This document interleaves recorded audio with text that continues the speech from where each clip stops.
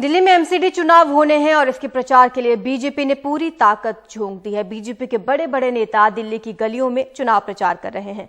BJP Delhi में विजय संकल्प road show निकाल रही है। बीजेपी अध्यक्ष जेपी नड्डा ने विजय संकल्प यात्रा में रोड शो के जरिए चुनाव प्रचार किया। इससे पहले रक्षा मंत्री राजनाथ सिंह, उत्तराखंड के सीएम पुष्कर सिंह धामी और गौतम गंभीर के साथ असम के सीएम हिमंता बिस्वा शर्मा ने भी दिल्ली में रोड शो किया। दिल्ली नगर निगम के 250 वार्ड्स के लिए 4 दिसंबर को मतदान होना है।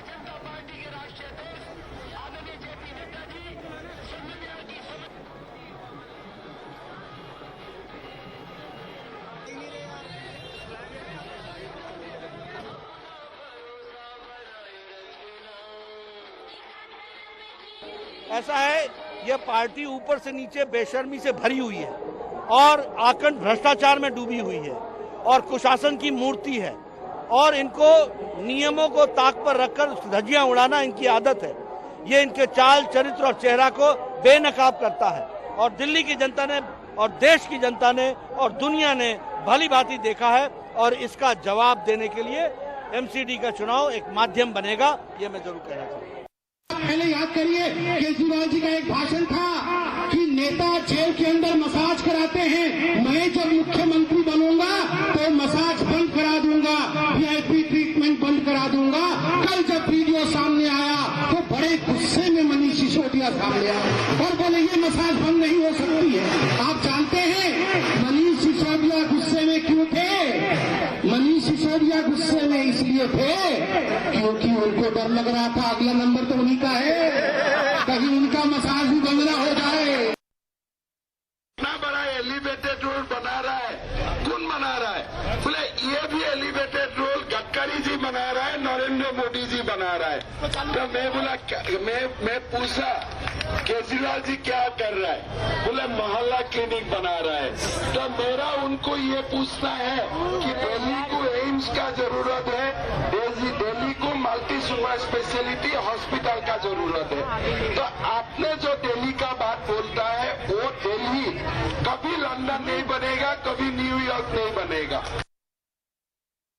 दिल्ली में एमसीडी चुनाव के लिए आज से अरविंद केजरीवाल ने प्रचार शुरू किया। इस दौरान केजरीवाल ने कहा कि दिल्ली में उनकी सरकार है, ऐसे में अगर काम करवाने हैं तो आपको ही वोट दें। बीजेपी को वोट दिया तो बस लड़ाई होगी, काम नहीं। शरद शर्मा की रिपोर्ट देखिए। सरकार केजरीवाल की, सरकार केजरीवाल की, पीछे तक सरकार केजरीवाल की। एमसीडी चुनाव में पहली बार प्रचार के लिए उतरे केजरीवाल। सेंट्रल दिल्ली के पहाड़गंज में नुक्कड़ सभा की और लोगों से अपील की कि दिल्ली में सरकार केजरीवाल की है, काम कराने हैं तो दिल्ली वाले आपको वोट दें, बीजेपी को वोट दिया तो बस लड़ाई झगड़े ही होंगे। दिल्ली में हमारी सरकार, एमसीडी में भी सरकार बनने जा रही है, तो दिल्ली में काम तो हम ही कराएंगे। अगर गलती से भी आप लोगों ने बीजेपी वाले को जिता दिया, काम सारे बंद हो जाएंगे।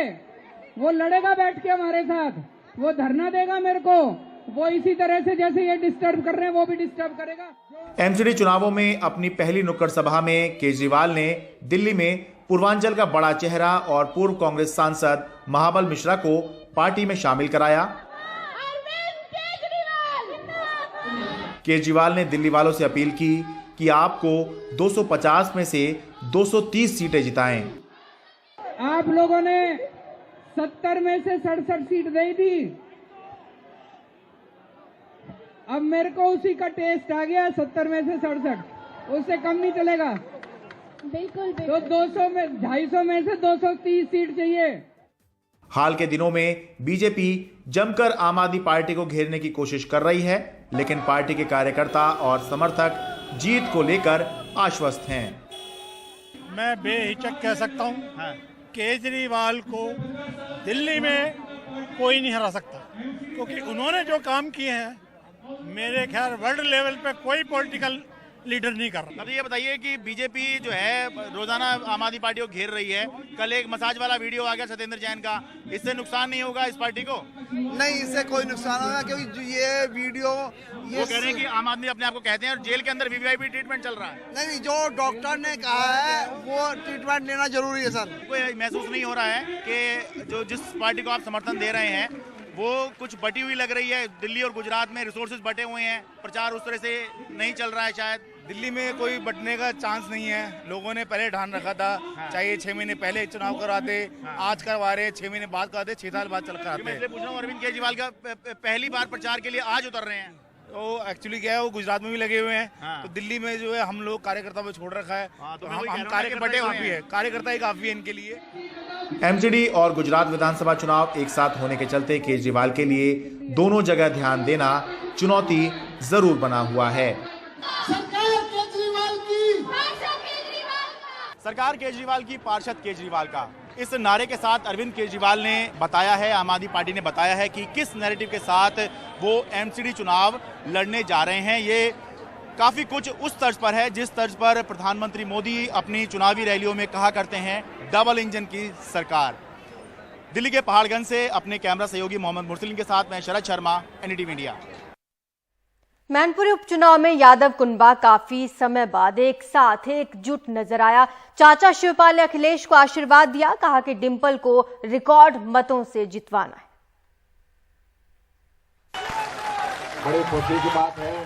मैनपुरी लोकसभा उपचुनाव से जुड़ी ये तस्वीर बहुत कुछ बयान कर रही है, खासकर तब जब समाजवादी पार्टी के वरिष्ठ नेता और अखिलेश यादव के चाचा शिवपाल यादव न तो डिंपल यादव के नामांकन में पहुंचे और न ही उनके पक्ष में खुलकर कोई बयान ही दिया। लेकिन रविवार को डिंपल यादव को चुनाव जिताने के लिए हुई रैली में शिवपाल और अखिलेश एक मंच पर आ गए। अखिलेश ने पैर छूकर अपने चाचा शिवपाल यादव का आशीर्वाद भी लिया। लोगों ने चाचा और भतीजा की एकता के नारे भी लगाए। शिवपाल सिंह यादव, अखिलेश यादव। हम बहुत संक्षेप में एक दो बातें कहना चाहते हैं। जितने यहाँ पर बैठे हुए हैं लोग, जब भी हम यहाँ पर बैठते हो या जसमन नगर क्षेत्र के किसी भी कोने में जब जाते थे,